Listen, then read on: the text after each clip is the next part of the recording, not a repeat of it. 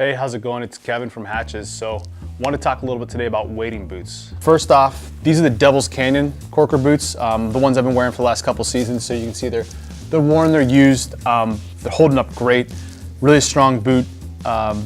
So on top of that, the new boots, first off is the Darkhorse, kind of the more classic styling of a wading boot. You can see that it's got the BOA system in the front, opens up huge so you can sit your foot in there. And as you kind of look in, you can see there's that bright orange little cuff in there. And what that is, they call it their 3 PFS, but practical terms, what that means is that's gonna be almost like a heel lock. It sits around your Achilles tendon and it makes it so your heel doesn't lift out when you're in the boot there. Really burly toe cap on these, so you can see that there's no stitching up front, really super strong rubber. All the stitching's recessed, triple stitched. These boots, then one nice thing about the material too is that it doesn't hold water. So I think it's called hydrophobic, where it'll still hold some water, it'll be wet, but as soon as you step out, everything drains out of the soles and these boots will dry super quick. Cool little styling thing, there's kind of like a camo embossing there on the sides. Lots of support panels, so you can see there's some up here in the ankles, the part that's inside there to hold your heel in. Really cool boot. But then you've got the Hatchback, which is something that I think is probably one of the most revolutionary pair of boots, or something. The newest thing I've seen in a long time is they've moved the laces in the BOA system from the front to the back. So you've got a rear entry boot, kind of like a ski boot.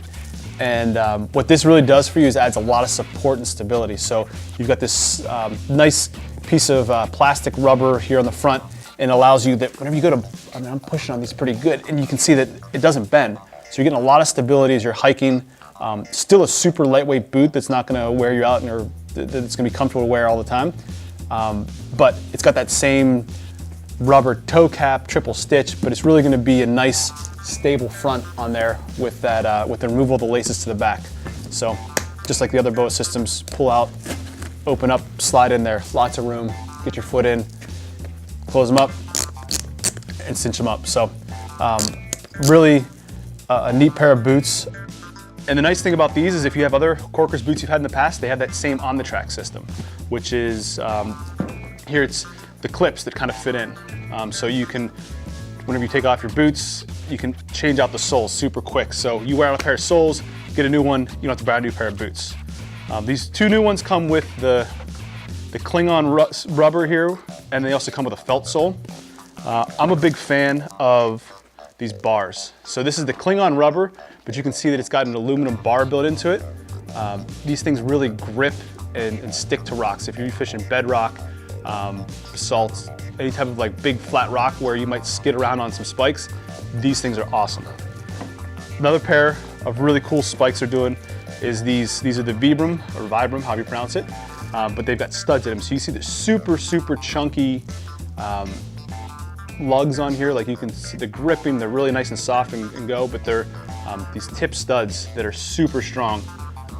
Again, if you have any of these old soles, or if you've had Korker boots in the past, these new boots still follow that same Omnitrax system, so they're good to go.